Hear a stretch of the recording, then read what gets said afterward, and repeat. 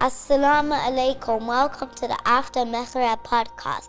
My name is Haneen Radhawi and I'm doing this with my dad. And I'm the host because Ahmed is not here. Assalamu alaikum. How are you doing? Alaikum assalam, Baba. Alhamdulillah, I'm good. How are you? Alhamdulillah, Ziyana. Ziana, amazing. It's nice to have you here on the podcast. I know you told me you were nervous before coming on, but you're doing amazing. What do you want to talk about today? Tell me. How nice Jannah is and you. How nice Jannah is? And you. Who's Jannah? Tell them. They don't know who Jannah My is. sister. Tell us, yalla. How nice is Jannah? My sister is polite to me and at break time at my school, she comes to hug me. Allah. What else? I play with her at home. Sometimes she doesn't care, but I still like her.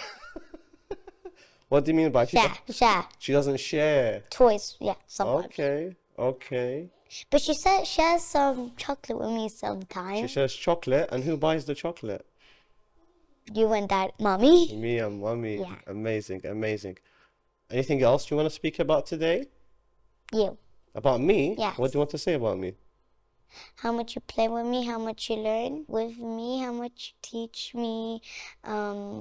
I like how you book me flights. I book you flight. Okay.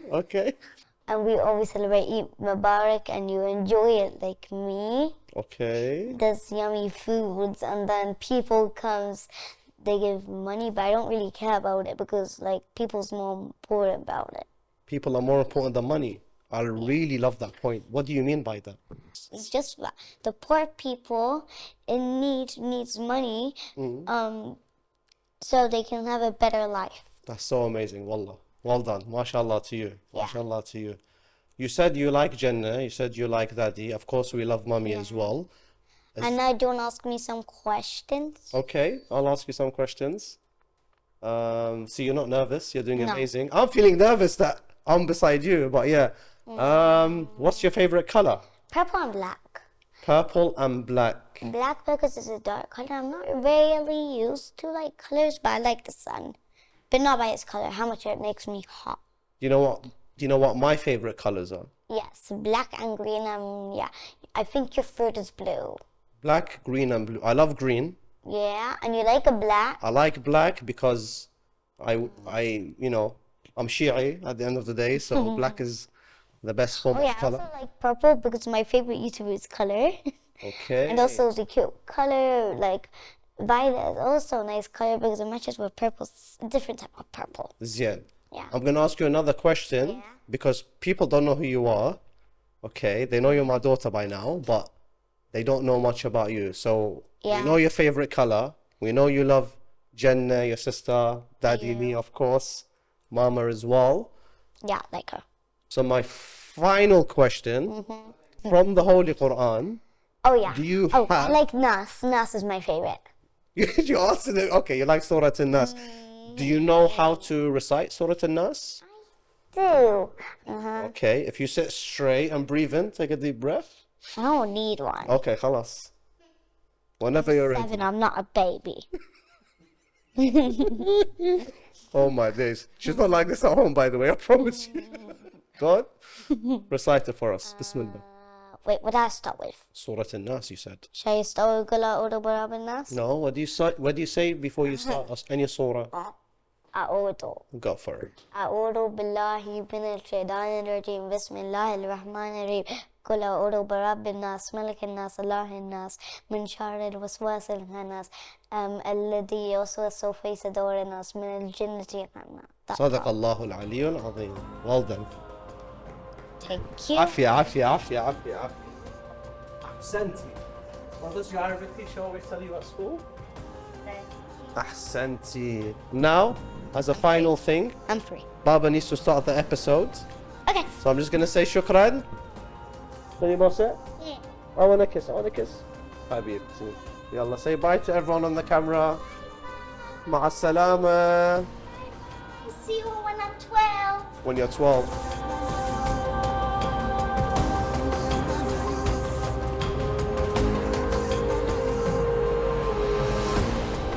I really hope you guys enjoyed that segment with my daughter Haneen.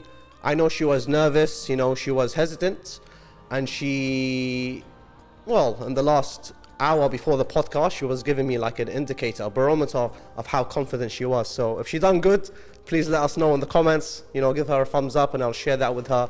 And inshallah, this encourages her more. I don't know to come back on the podcast or not, but if you're listening to this episode, you haven't heard Ahmed's voice. If you're watching this episode, be on Ahl Bayt TV or YouTube, you have yet to see Ahmed on this episode. If you're wondering where he is, I can guarantee you the rumors that he's in the Cayman Islands is false. The allegation that Ahmed is skiing in the Swiss Alps is false at the same time. The truth is, Ahmed recently underwent surgery. He stayed in the hospital for a few days. Alhamdulillah wa shukr. He is better. He is recovering. He is at home. So we pray for him.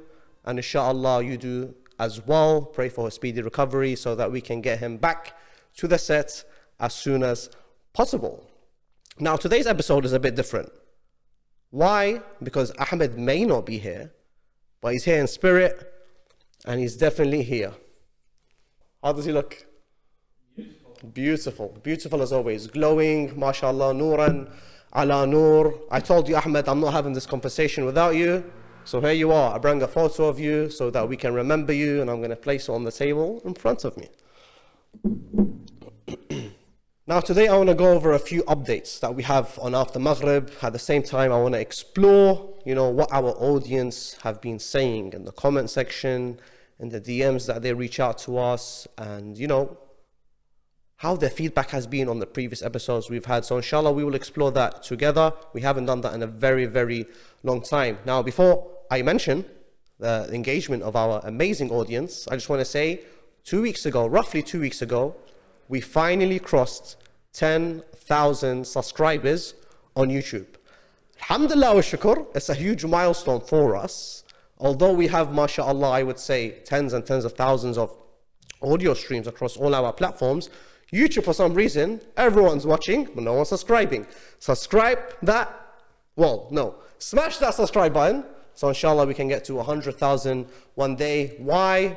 We don't benefit anything from that. Rather, the channel benefits and it grows and it can reach out to more audiences, inshallah. So thank you to everyone that subscribed. You're amazing. You're part of our family. And inshallah, don't just subscribe to YouTube. Follow us on Spotify. Follow us on Apple. Give us a 5-star rating. And just do what needs to be done to, inshallah, get After Maghrib alive online. Now, Sayyid Mushtaba, am I allowed to speak about the event? Yeah, go ahead. Bismillah. So inshallah, we have been making some noise recently. You will see on our Instagram, in the previous 2 or 3 episodes of ours in the intro, we've mentioned that we are having our first After Maghrib live event where we will be having, inshallah, discussion panels, a live podcast, performances, you know, inspirational and motivational talks, poetry, recitations, and so much more. So if you are in London on the 11th of January, Saturday, 11th of January, 2025, please don't miss out. We want you there. We want to meet you. We want to see you. And we want you to have fun celebrating the life of Amir al-Mu'mineen, Imam Ali, alayhi salam, on his auspicious birth. Do you think it's going to be an event of a lifetime? We'll find out one way or another. Inshallah, it will be. I think it will be a phenomenal event. Number one, we have amazing speakers coming. They're going to add so much value to the event itself. We're going to learn from them. There's going to be major... I don't want to say what the topics are because I know we're in the process of releasing the panels and the speakers and more marketing materials, inshallah, where people can see slowly but surely. But this is the way of us enticing you to grab your tickets. Go to www.aftermaghrib.com/book. And guess what? You can get 20% off. Use the voucher code AMFamily for 20% off. Can I speak about our website? Yeah, go ahead. Okay. So what do you have to say about the website? What do I have to say about the website? I hope you're not going to rinse me. La. You're doing an amazing job, Said. All I want to say is aftermaghrib.com. It's there. It's alive. It's public. Anyone can view it. But at the same time, you can benefit from a number of things. I know we're still in the early stages of the website, but inshallah, we are getting there. You have an opportunity to submit, read, and go over many blogs. You have the opportunity, inshallah, to browse our online store where you can get After Maghrib merch, And when you make a purchase, when you place an order, this supports After Maghrib, and inshallah together we can grow slowly but surely. At the same time, you have an opportunity, if you want to, no one's forcing you, but inshallah, if you do find the After Maghrib platform to be beneficial, we do need your help and we do need your support. There is a section where you can donate and contribute on a monthly basis, or at the same time make a one-off donation with whatever amount is comfortable to you, inshallah. We really depend on people's monthly donations to keep the podcast running. We do. There's a lot of costs, there's a lot of finances that are required to sustain After Maghrib, because we are planning a major new things. I think if I can share, if you allow me to say it, I know many things are still in the early pipeline, but there is talk. There is, whispers. It's not Chinese whispers, it's good whispers, where inshallah, we are looking to have a sisters podcast. Oh. Am I right? I think it's something that people have been asking for a long time. You can go as far back as our season 1 episode, and people are commenting, can we get a sisters only podcast? That's true. That's so true. And inshallah, this is something we're looking into. At the same time, I believe there is the possibility of us adding. To make that work, we've had to actually go forward and get our own space. As most people who've been on the podcast know, for the past year or so, we've been jumping from space to space that people have generously given us to use. So inshallah, we're planning on moving into our own space very soon. And then that will give us the opportunities to start new shows such as the Sisters Podcast. But we can only afford these with people's monthly donations. Ahsant. Yes. Amazing. No, inshallah, people will support us and back us. And inshallah, if you love the work we do and you want to see us grow and you want us to invest more in content creation, especially now, when you have, you're fighting against Netflix, you're fighting against YouTubers and bloggers who are, just producing and creating content that's just nonsensical, is unbeneficial, and it certainly doesn't take you towards your akhirah or improve your faith or your ilm or your knowledge. So make sure, if you don't want to see us go, if you don't want to see us die, you continue to support After Maghrib, inshallah, not just with your du'as, but at the same time financially, with how little ever you can give.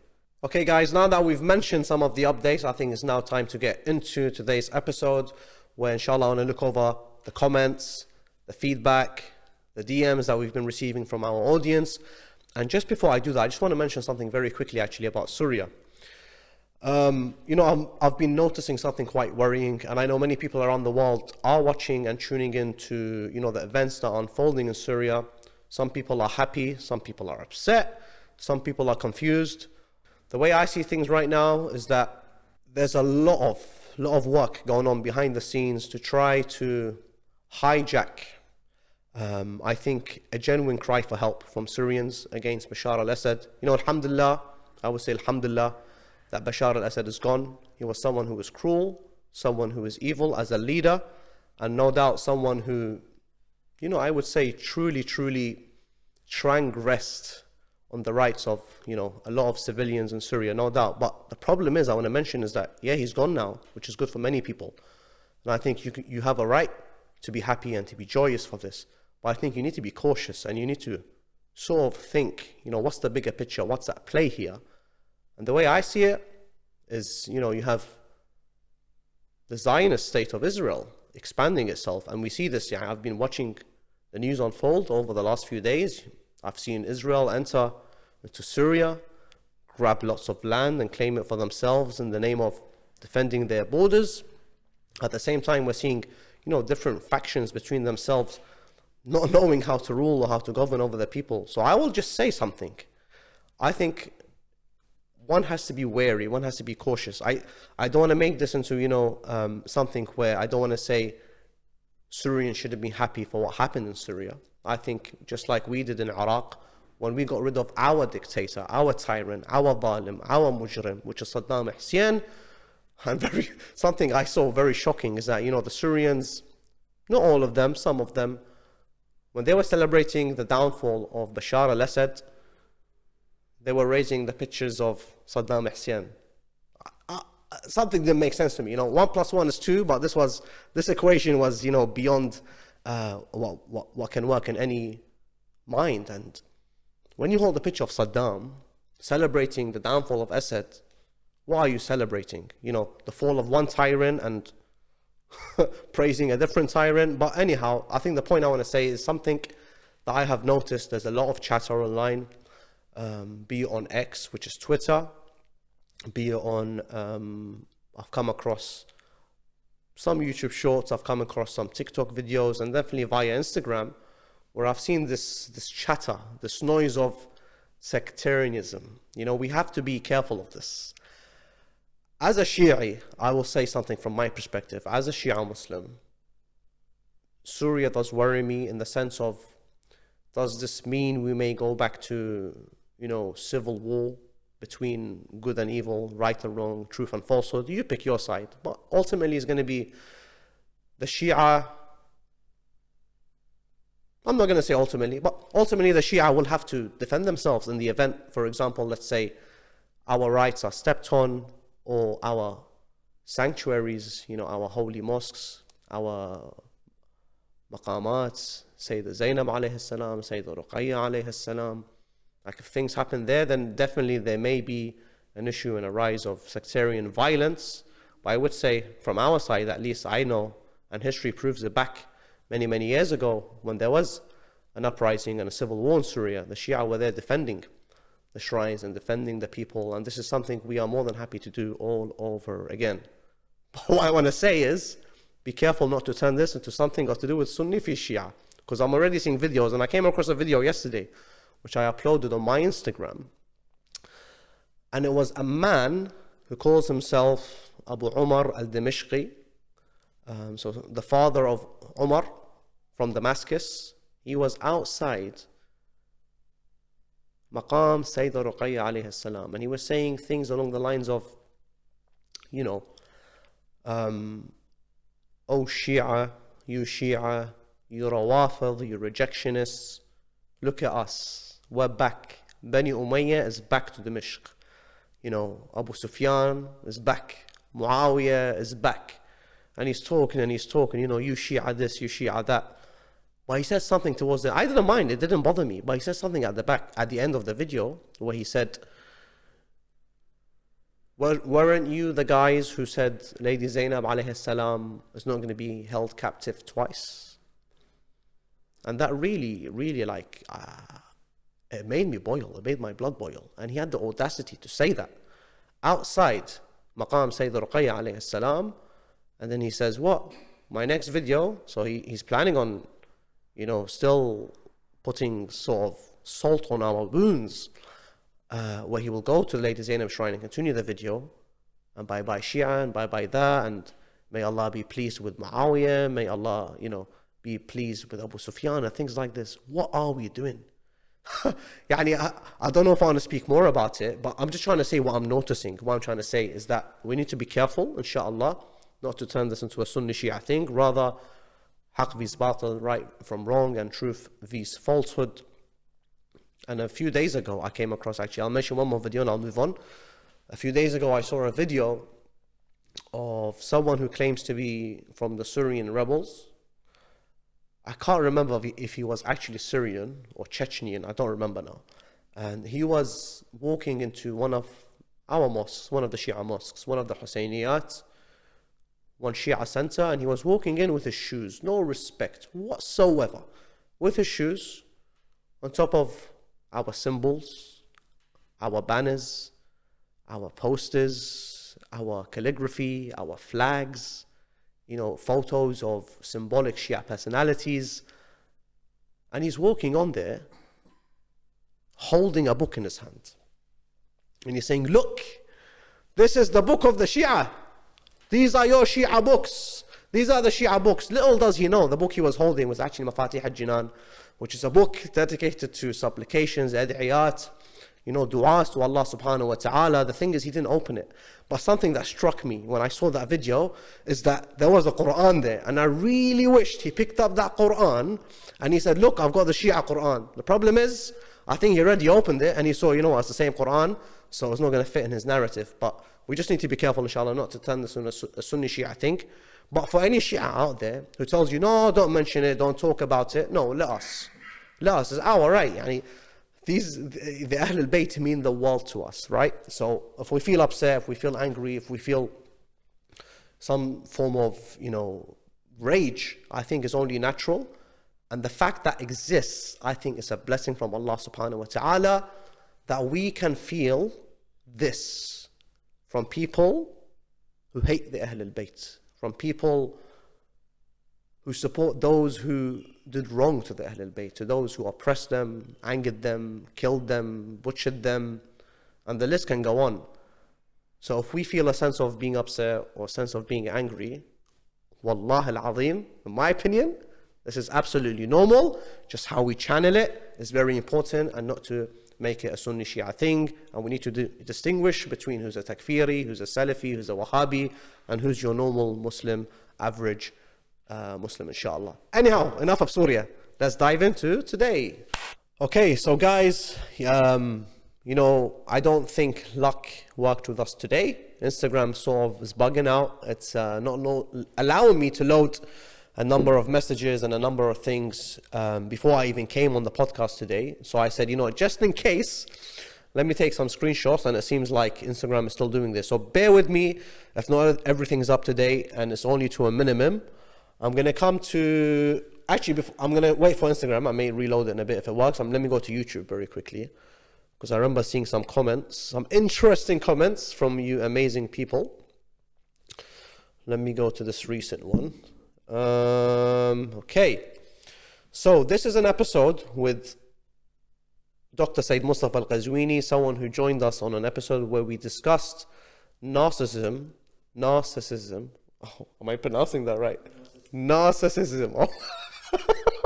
That's a tongue twister for me right now, but you get the point. And we spoke about, I think, toxic relationships between parents and their children. I think we elaborated and explored many things, like when it comes to, for example, even anxiety and depression. So there's a lot of things we covered in that episode, and there's some comments that have come in, so I'm going to share some. One person has said, I've been a silent watcher of these podcasts for a while. MashaAllah, great podcast. I've often had discussions with my family that being depressed doesn't mean that a person isn't a believer, and it's nice to see justification for their arguments. Thank you for what you are doing. Love the variety of speakers. I definitely agree with this, and I think I was the one who brought up this point, not to take credit. I remember I was telling Sayyid Mustafa, a lot of people say if they're suffering from anxiety or they're suffering from depression, that, for example, they lack spirituality with Allah, they lack a relationship with God, a connection with Allah Azza wa Jal. And I think that's absolutely wrong. And the Sayyid said something very nice, where he said, just like Allah, for example, he's the doctor of the heart. Allah Azza wa Jal also wants us, to seek professional medical help at the same time as well, be it for whether you're suffering from any mental ill health or physical health. You can't just say, for example, Allah is going to cure me. You say, I'll be cured by the will of Allah, inshaAllah, but I also at the same time have to seek medical professional assistance to alleviate any pain, any suffering. And that was a very nice point, because it goes against that thought process of, if you're suffering anything from, let's say, mental ill health or depression or anxiety, that you lack spirituality. And he said something, actually he said a very nice point. He gave an example where he said Allah subhanahu wa ta'ala says in the Quran, he gives the example of the honey, fihi shifa'un, that there is a cure in the honey, which was a very nice thing, which was a very nice point, that Allah subhanahu wa ta'ala is saying, even honey has its benefits. And subhanAllah, today we look at medicine and we look at science and we see it's proven that honey from the honeybees, not the fake honey you find in some dodgy stores here in London or around the world, actual, genuine, real, pure honey, has a lot of benefits for a human being, inshallah. I'm going to go over some more comments. Someone said, oh, this one is okay. So in the same episode, somebody said, I feel this topic should be readdressed as abuse and forgiveness. Whilst the host intended on talking about narcissistic behavior, the talk veers towards the abused invited to forgive. And while the learned Sheikh, referring to Sayyid Mustafa, gives good reasons and examples for the Prophet's times for doing this, I feel he equally dismisses the impact of abuse on a person. Furthermore, and on one hand, the Shaykh clearly admonishes the act of domestic violence, which is really helpful. But the advice not to proceed to tell authorities in cases because of children are taken away or separated is very unhelpful, because it lends to the lack of understanding of the dangerous impact third-party abuse can have on children. That's a very interesting one, Sayyid Mushtaba, right?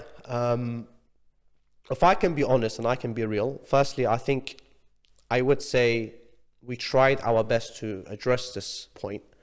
At the same time, we were limited in time. And I think, more importantly, I think when the Sayyid brought up the example of, Ayadu Billah, a father sexually abusing their daughter for many years, and this went on, and there was a pattern of abuse that's happening.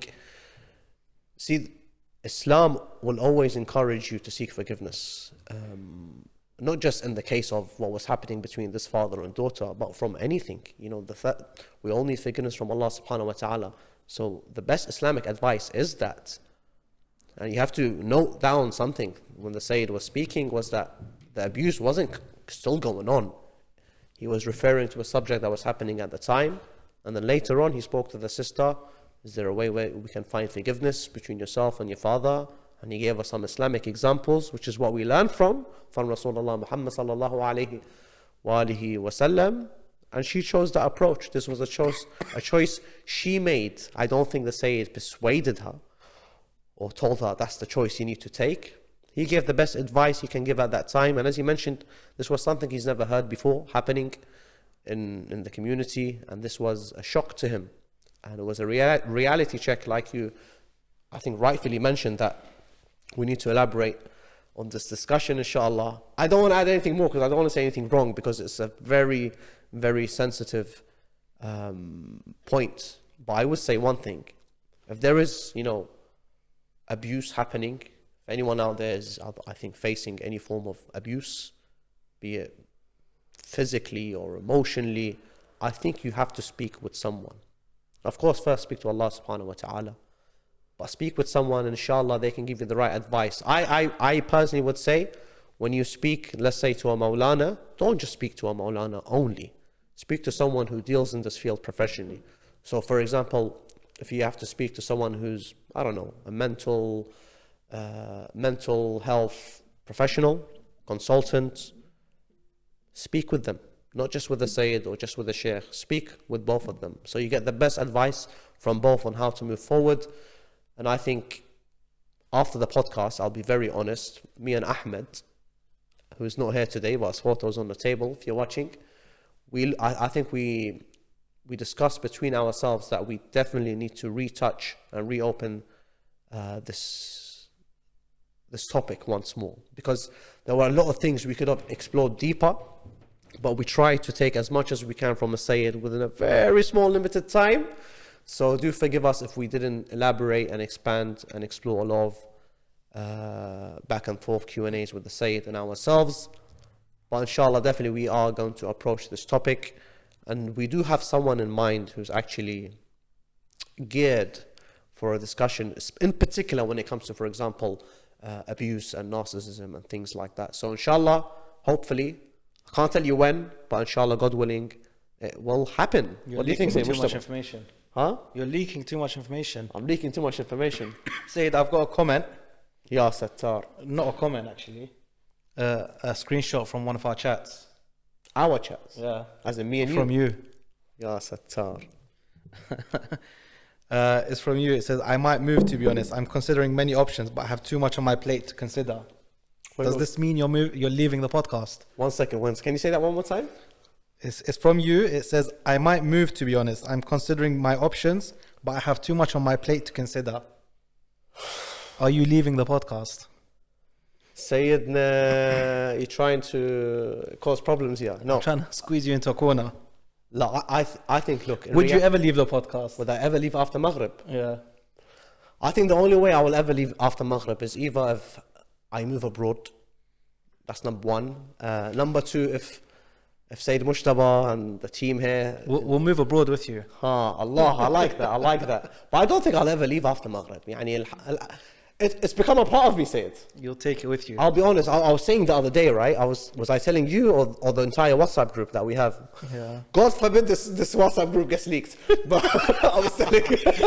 It's where we planned the podcast. Please, no one hack the WhatsApp group. So we discuss like topics and who we should bring on and stuff. Yeah. But sometimes the discussions go overboard. Yeah. But I was telling, say, Mushtaba and the boys in the group that, when I make a decision something, somehow After Maghrib always comes back. So I'll also put After Maghrib as a priority when I think of doing something or anything. But I would say something, After Maghrib, when I say it's become a part of me, it has genuinely become a part of me, say it. So I wake up, we have to discuss After Maghrib. I'm at work. This is what Ahmed always says, by the way. Ahmed always says if we want to add a member to the podcast, they have to love it as much as we do. If they don't, it's not the same. It's a very good point. And I think that's what's beautiful about our team, inshallah. And I think I'm right when I say this, is that even if one of us is like feeling low or a bit lost or demotivated or something, there's always someone in the group supporting and pushing us back in. So alhamdulillah, we have a good bunch. Or like when you wake up and Ahmed sent a screenshot of like an email we've received or a comment, and then it just shows like people are affected by the work you do, and it wants you to carry on doing bigger things. I think just a final point on that. Would I ever leave After Maghrib? I don't think so. And that's the truth. If I get cancelled or I die or move abroad, hopefully I haven't said anything that gets me cancelled or kicked out. But the amount of messages, say it, and you know this, the amount of people you see day to day, people that reach out to After Maghrib and say how After Maghrib has changed their life. Like I was telling Ahmed 2-3 weeks ago, and this is all in the group. Like honestly, by the way, I'm going through the comments now, trying to find something to tell you, but it's all just people thanking you for your work. Yeah. What I want to say is that I genuinely feel like there is a movement. There is something where we are, inshallah, guiding people towards something that's right. We're giving an alternative to people from, as I said early on in the episode, we are like an alternative to the nonsense on Netflix, for example. But in the reality, when I get a message, I say, do you know this? In Muharram, we got a message, someone said they're in hospital and they were suicidal and they were thinking of ending their life. Say, do you remember this? I haven't actually been told this, no. No, say it's in a group. Maybe you were sleeping. I didn't see it. And the person was like, I was in hospital and I was going, through different channels, and he came across Ahl al-Bayt TV. And he came across After Maghrib, was playing After Maghrib. Subhanallah. And he messaged. So I don't know if it was a boy or a girl now, but they messaged and they said, they explained the situation and they said they're very suicidal. They were thinking of, ending their life. And somehow they came across, they were Shia Muslim at the same time, by the way. And they came across Ahl al-Bayt TV. And they came across the podcast, and we were speaking about forgiveness in Muharram, and we were talking about the example of Hur. Imagine, say it. And because this person said to themselves, I've done so much wrong in my life. I've done so much bad, so many things that I don't think God will ever forgive me. And I think when I get comments like that, why would I stop this? Why would I leave what I think Allah has blessed me with? And it is a blessing because it's something that keeps me in check. I gain so much, especially when we have amazing, wonderful guests that come on and share their words of wisdom and knowledge and experience and expertise in the discussions that we have. This is something I can't get anywhere else. If I go to the mosque, alhamdulillah, I'm going to learn something about religion. I'm going to mourn or celebrate the Ahl al-Bayt alayhim salam. And dragging you to the studio every week. But coming to the studio every single week and learning something new and reflecting on it, and the conversations keep going. Even though sometimes we may have similar discussions, there is still so much that we haven't discussed. So there is a never end to knowledge and Islamic conversations. The other day someone told me, they called me, what was it? They emailed me actually, and they invited me, say it, to give lectures. And I was like, I'm not a speaker. They were like, so what are you doing on the podcast? I was like, Habibi, I'm just having conversations. They were like, yeah, but you're preaching Islam. I said, no, we're having Islamic discussions. We're having Islamic conversations. And I think it's very important just to make clear, I'm no scholar, man. We learn from you lot, and we look up to you lot, and you know, you're the ones that inspire us. It's here to have the conversations that you guys are having at home. Yeah, which is amazing, and this was an actual center, by the way. So if they're tuning in and benefiting from this, I think this is Allah subhanahu wa ta'ala saying, you know what, you're on the right track, I would say. And just lastly, just very, very lastly, just on this point, I've expanded too much, but I would say, no, I don't think I'm going to say it. Shall I say it? Go and say it. Shall I say it? Okay. Someone told me, do I get paid for After Maghrib? And I told them, I said, Qasaman Billah, I've never, until today, received a single pound, dirham, dollar, pence, cent, dinar, for any show or for any work that we do here. And this is collective. A lot of us put a lot of effort here, and we see what's happening. We've seen, you know, the impact it's having. We're seeing an audience that's being built of people who are living in the 21st century, facing the challenges that they do, but they see us as a platform and a part of them that helps them every single week to stay in check. I don't know if I should be, you know, thinking about money when these are the first things that can affect me positively, spiritually, and you know, help me grow my knowledge together as a community globally. No, I don't think I'm ever going to leave, even if we never make money. And it's not about monetary. Have we ever, you know, put money something? No. Yeah. If we ask for money, it's not because it's coming to us. Wallah al-azim, ain't coming to our pockets. I swear by Allah.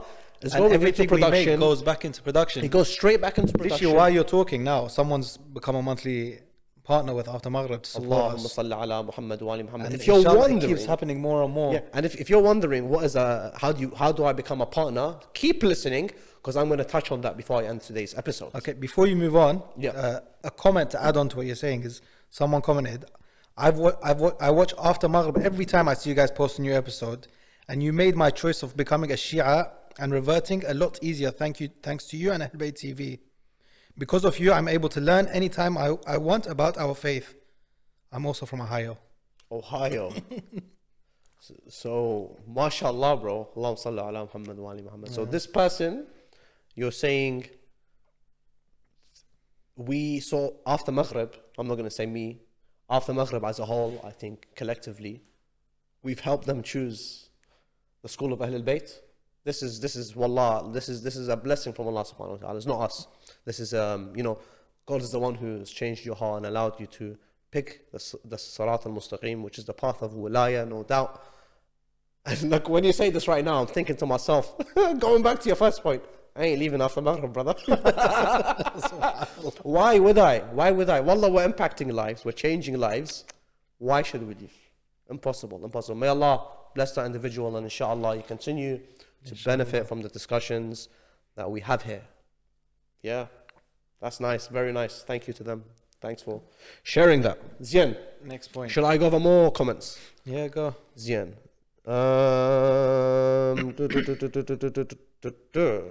Okay, so this is an episode with Brother Sadiq Dimani, who loves his books. May Allah bless him. And you know, I reached out to Sadiq the other day, maybe 2 or 3 weeks back, because we tried to have another episode with him. It just didn't work, you know. We plan, and Allah is the best of planners, but inshallah we are trying to facilitate part 2 to the discussion they had. And what was nice and unique about Sadiq Dimani's discussion was that it's all in everyone's minds, but no one's really discussed it before, right? It's that, yeah, I'm in my 20s, I'm lost, what's my direction, what's my goal in life? Like, what's my hadaf? Where should my, you know, my north point on the compass be directing towards? Where? And that was such an important conversation. And this comment said, look, how close I was to Allah subhanahu wa ta'ala and the Ahl al-Bayt. And as my college started, everything started to fall. I got into mixed gatherings and I lost my essence of faith. This podcast, referring to the episode with Brother Sadiq Damani, has really helped me and I've taken notes, and I'm only 19. And I pray to Allah subhanahu wa ta'ala that I get back on track and become God-fearing and have a loving spouse and make the best out of this life for this world and the akhirah. How beautiful is that? Like, this is the impact, the discussions we have. We don't know. This is one person that shares this. You know, there are tens of thousands of streams that happen across Apple and Spotify. People are listening in. This is one example, Sayyid Mustafa, and to everyone watching and listening, of the importance of these discussions. So keep listening if you want to become a monthly partner. I'm going to mention more about that towards the end. By the way, that episode is called Lost in My 20s, and that was episode 105. Okay, I think we spent a bit too much time on those comments. I wish they went a bit quicker so I can get through some more. But I do want to go through some messages that we get on After Maghrib, and these came in particular today. Someone says, as a Shia Muslim living in Dubai, it can be quite lonely. How do you cope feeling like a black sheep? I'm not sure what black sheep means. Do you know, Sayyid? I've never heard that term before. I think in a group of white sheep, like you're the one who stands out. Oh, you become like, don't know if this is the best example, but you feel like you stand out from the crowd, right? Yeah. Like you're alone or something. Or you're different to everyone else. Look, you're in Dubai. Go to Mecca and Medina, brother. But no, in reality, you can never be alone. You can never truly be alone if you have Allah Azza wa Jalla subhanahu wa ta'ala. And I think loneliness is a proper deep topic. Let me read that one more time. As you're living in Dubai, it can be quite lonely. How do you cope with the feeling like a black sheep? Wallah, look, I'm gonna give you the best answer. You can live anywhere in the world. You can live, I don't know, in Mumbai. You can live, I don't know, in Kirkuk in Iraq somewhere. You can live, I don't know, on the outskirts of Mississippi. I'm trying to show off my geography skills. But wherever you are in the world, be it Dubai or be it London or the even Swiss Alps. Or the Swiss Alps where they say Ahmed was skiing over the last few days. Even if you are in Karbala, even I think if you are in your community here in the UK, in London, like we're blessed, mashallah, to have so many centers and community centers and like a huge number of Shia Muslims in particular. Everyone can feel a sense of being alone. In particular, if you do feel alone in your case, where I think you're trying to speak about spiritual loneliness, where I don't think you are getting your spiritual continuous nourishment of, you know, words of wisdom or inspiration or motivation or knowledge or seeking ilm, etc. This is where After Maghrib comes in. In reality, you know, you have to watch, I think, the content we produce and other platforms similar to us. You know, there are many out there. I would give some shout outs, but I don't want to leave anyone out. But there is a lot of, you know, the digital world is full of so much nonsense, but there's so much good there at the same time. You know, if you tune into, for example, let's say our weekly podcasts, shout out to us, our previous Jum'ah nights episodes with the amazing brother Muhammad Ali Okera, who I've always said and will continue to say is an amazing, great asset to After Maghrib. You almost cancelled him today. We almost cancelled him. That's why I said, inshallah, our WhatsApp group never gets leaked. He was playing with your mind. Yeah. But my point is, if you're alone or you feel secluded and you want that spiritual nourishment, just turn online. There is so much good, great content out there. I would suggest something else. If you're in a secluded community where you think you don't have much people around you, you can always start with like holding weekly Dua Kumail with you and one of your family members, for example. Yeah, and then you'll find over time it builds, right? It builds. You'll meet one Shia who's like you came across at work once, and then he'll join you, and then he'll find a friend. Especially in somewhere like Dubai, in the past year or so, I know at least 6 or 7 people who have moved there. And it's a community that you can build wherever you are in the world. You can, but I think why he mentioned Dubai in particular, you know, Dubai doesn't have the best relationship, I think, when it comes to, for example, you know, Shia Muslim activities, right? Yeah. But you can always hold private stuff. Yeah, you can hold things in private. And there are a lot of Shia in Dubai, by the way. The UAE is filled with people who are from the school of Ahlul Bayt alayhim as-salam. You know what's crazy? Some of the largest, like top 10 businesses in Dubai are Shia owned. Yeah. And it's like unbelievable when you find out. Let's make sure they're paying their khums and zakat. Okay, let me go to this one. Okay, we do not have a similar platform similar to yours that is for the women audience. We mentioned a bit early on, Sayyid Mustafa, this is another reason why we need to start this, and we did say we want to have a sisters podcast exclusive for the sisters. I'm not involved, Ahmed's not involved, and this is just two sisters having similar conversations to what we have, but I think more relatable and approachable to our sisters, inshallah. I think this is something so important. Yeah, I look forward to it. I think last year we were on the verge of starting one. We were, and then we had issues with the studios, with the studio we were in at the time, so everything had to be on hold. Although we managed to carry on the podcast, and we had a presenter ready and everything. Although now, I think the ideas have changed, and we're looking at other presenters possibly. So it's all in the works, and inshallah it happens very soon. Yep. Got another message. Purpose of life and what to do when feeling lost. Wallah, these questions they require half an hour answers. If you ask me, the purpose of life is simple. Allah subscribe to After Maghrib. The purpose of life, if you want to live a good life, you subscribe to the podcast or to the After Maghrib and platform. You attend the event in January. If you are in London, make sure you attend the event. Yes, Mustafa, tell them in their face. Nicely, by the way. But if you ask me, like, what's the purpose of life? The purpose of life is simple. If you are a Muslim, if you are someone who believes in Allah subhanahu wa ta'ala, if you are someone who takes Allah as your one true God, He tells us. I thought you were going to say one true love. And one true love. Why not? Why not, brother? But your whole purpose of life. But then what about your wife? Allah subhanahu wa ta'ala. Say, let me finish my point. Allah subhanahu wa ta'ala, I think He says it so beautifully. You know, I did not create you other than what? The reason to worship me. I didn't create mankind nor the jinn except that they worship me.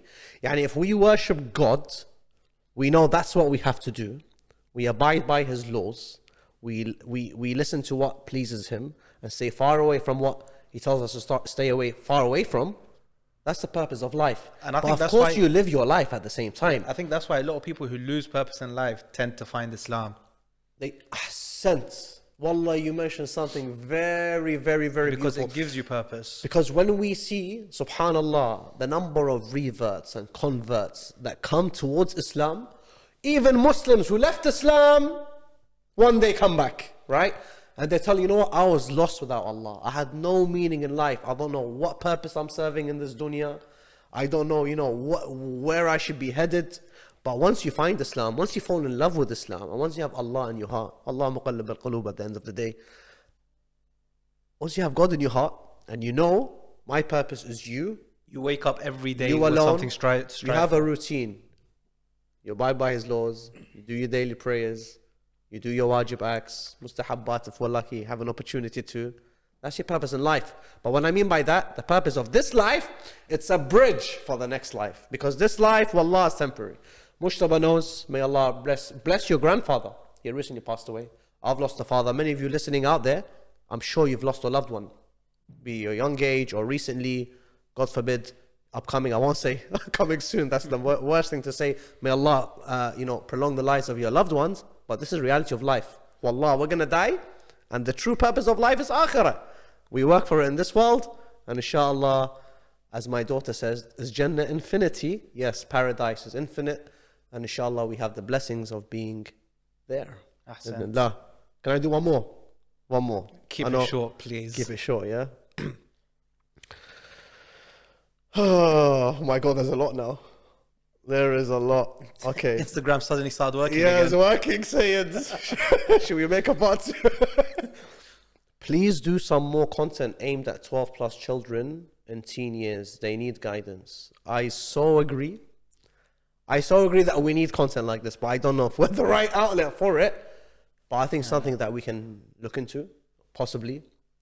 Maybe we can work with people who are experts in this field and create. I think someone commented once saying, I enjoy episodes that you put that I can put on the car for my kids to listen on the way to school. I remember but this, not all episodes I can do that with. Yeah. That's very true.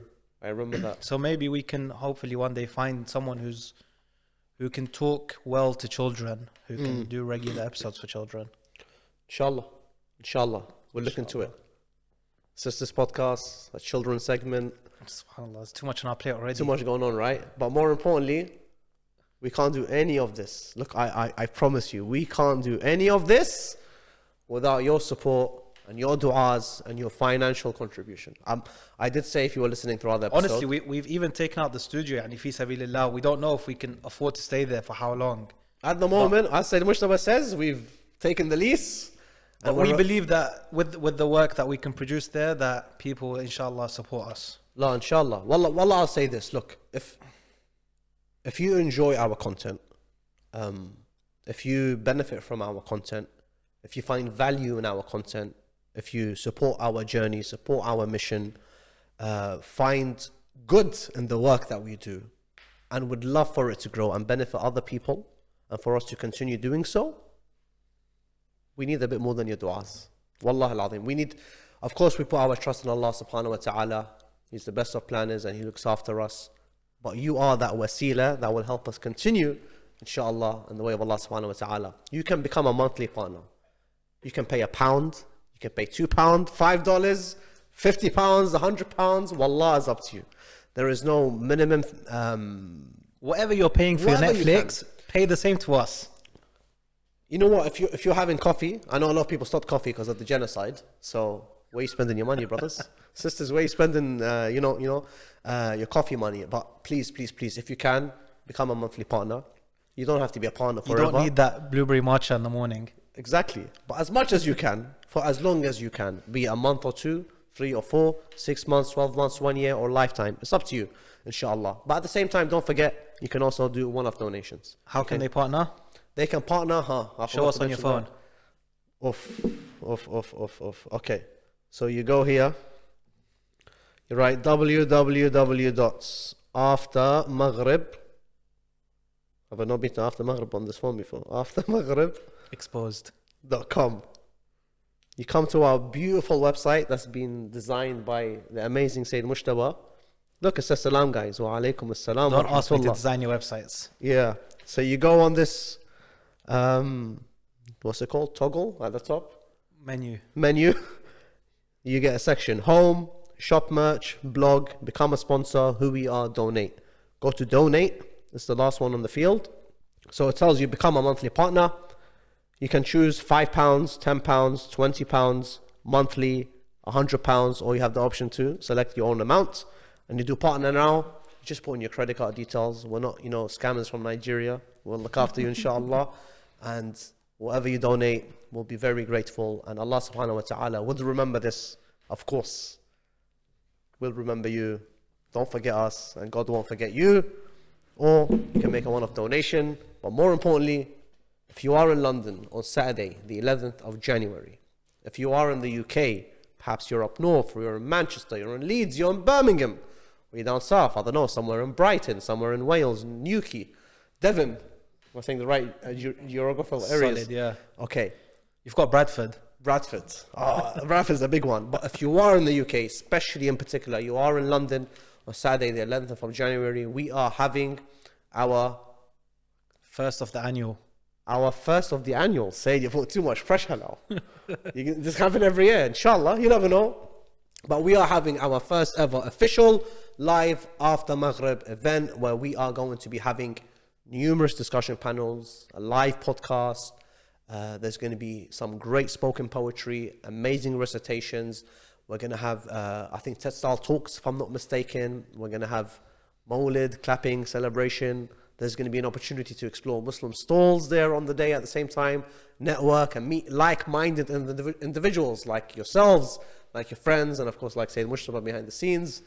And at the same time, and meet all the amazing speakers we're going to have, who inshallah are going to share a lot of wisdom and a lot of knowledge and a lot of expertise in their field when it comes to the topic of discussions. I think the best thing about the event is it's gonna be all the people who take part in projects like this in one place. So you're going to meet all those favorite people you see day to day on social media under one roof.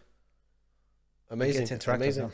Yeah, you said it nicely. And of course, a lot of our guests, I think, have featured on the podcast before. So you'll get an opportunity to meet them in person and speak about. And a lot of the people who have come on the podcast will be there attending as well. So even if they're not on the guest list, you'll still get to meet them. So the majority of our guests that live here in London will be there, inshallah, on the day. And you have an opportunity to meet them and greet them and take a selfie with them. We hope the likes of Abdullah Naqib and Ahmed Siddiq can also make it. You never know. Sayyid Abdullah Naqib, a gem unlike any other. Brother Ahmed Siddiq, Mullah Ahmed Siddiq, Shah Ahmed Siddiq. He's something else as well. We've had 2 episodes with him. I can't wait for episode 3, because when you speak to him, you're on the 7 heavens. So there's a lot we don't want to miss out on that day, inshallah. Okay, and you can all do this by going on www.aftermaghrib.com/book. There's an option adult tickets. There's an option students, where you get, of course, you pay a different price, and then also the youth, you pay much, much less. However, for everyone, there is also the option to have 20% off your tickets. Just use the code AMFamily. And AMFamily, inshallah, we see you there. I want to see you there. Be there, so that we can talk, we can interact, we can network and grow together. Bi-idhnillah, wassalamu alaikum wa rahmatullahi wa barakatuh, on behalf of me and my co-host, Ahmed. Much love. Ya Ali Madad.